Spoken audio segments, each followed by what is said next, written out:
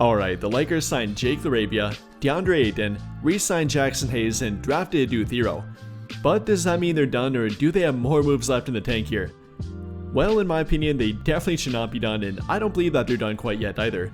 Whether you want to believe reports that link them to currently available players, either via the free agent market, or potentially the trade market, or by simply pointing to their team and pointing out the remaining needs they have left, I don't think they're done quite yet. And with that in mind here, we're going to talk about who could be their final addition to their team via free agency, as I do think they'll make one more signing. And yes, they do have the ability to sign one more player. Even with their roster currently sitting at 15, they do have the non-guaranteed contract of Shake Milton. They can simply waive him and then go back to 14 and replace him with a currently available free agent, which in my opinion, I do believe they will eventually do. It's simply a matter of when, not if. So again, let's say they do that and then look to the free agent market. Who would be their best additions or best possible additions left on the open market? We'll talk about that and actually unintentionally go through a target at each position. I didn't try to do that, but my favorite 5 or kind of 6 targets left do play at a different position. So whether they make a trade and don't address their need at point guard, shooting guard, small forward, power forward, or center, whatever you want to point to or whatever might be their need after a trade they might make, then this could be a possible option for them. And I personally like all 6 of these players. So without further ado here, beginning at point guard, we're going to start by talking about Ryan Rollins, a third-year player coming out of Toledo College, not a very well-known college, and then kind of playing in the background for Golden State, Washington, and Milwaukee during part of the past 2 seasons now. He's not become a very well-known player. Though don't let that fool you to thinking that he's not a good player, or a guy that might be worth above a veteran minimum contract.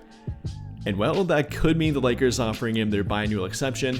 I didn't mention this before, but the contract they have above a veteran minimum is their biannual exception, being able to offer it, and it is worth roughly $5.1 million. And with Ryan Rollins having the ability to re-sign with Milwaukee, likely for a contract that would be worth above a veteran minimum, which many believe that they will eventually do and will eventually offer him a contract, it might take the biannual exception to pry him away from them, offering him more than simply the veteran minimum, which for him would be worth roughly $2.1 million next season, I think, offering him about double that amount, which we'll talk about why it actually might be worth it and why he could exceed that value.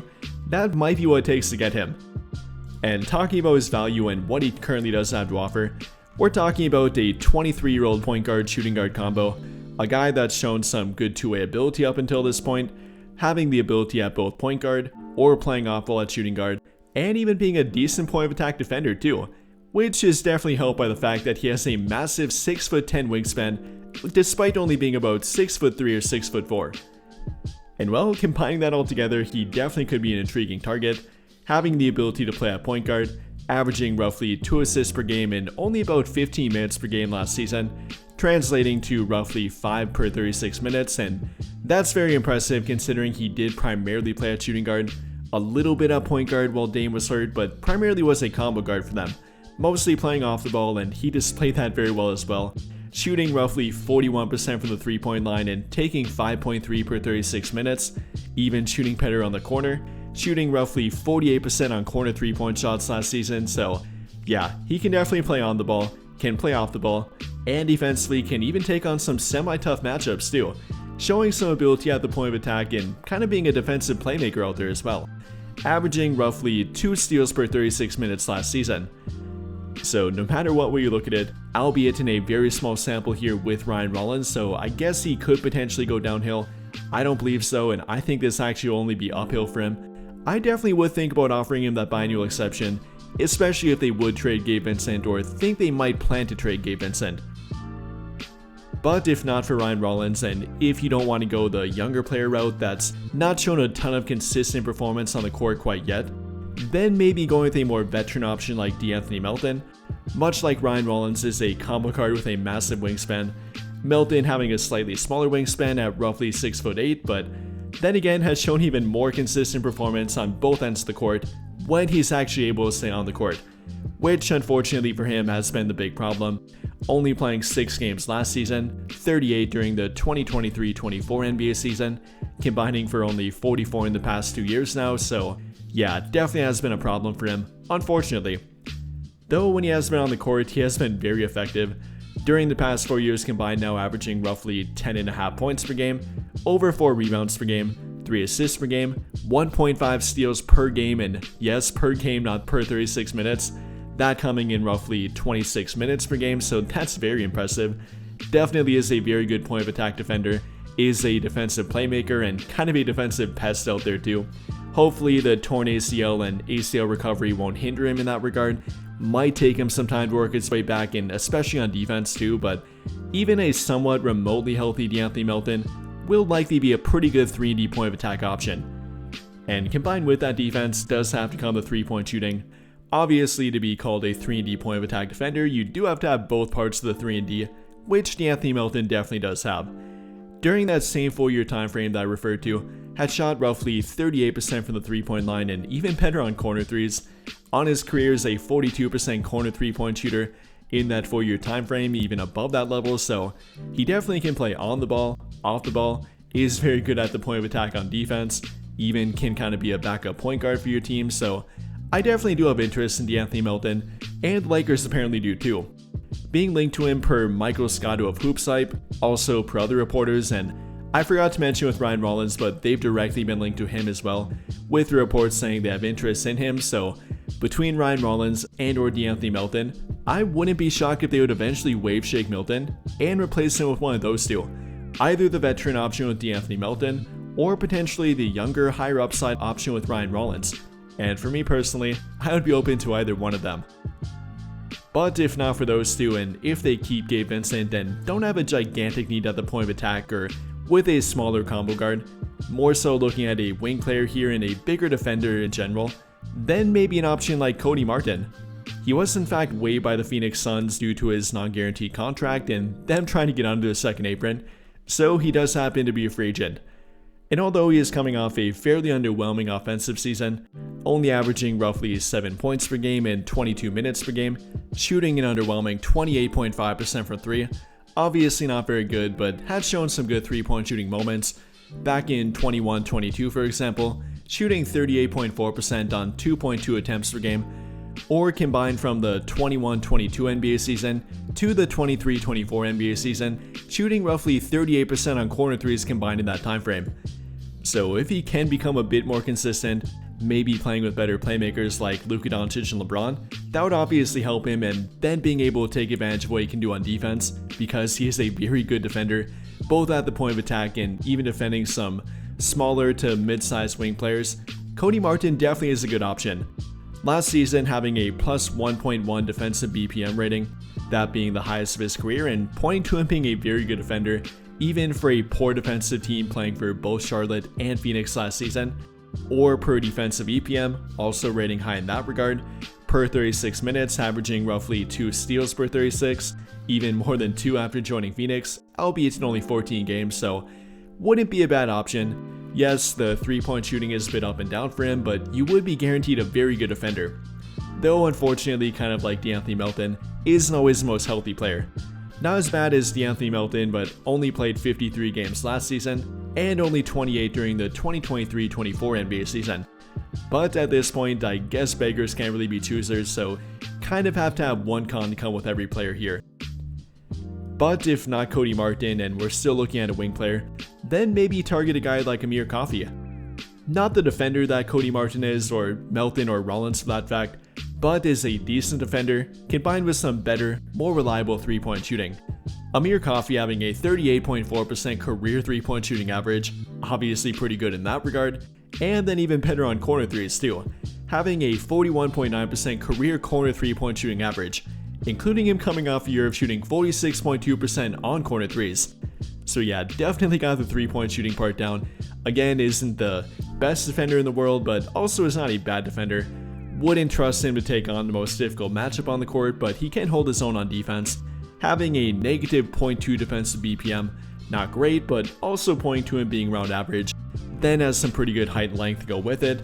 Having a 6'7" frame to go along with a roughly 6'8" to 6'9" wingspan, weighing roughly 210 pounds, so is the size of a mid to bigger wing, combined with the 3-point shooting, with the decent defense, only being 28 years old on top of it, wouldn't be a terrible option for them, especially if they could get him for a veteran minimum or at the very most a biannual exception.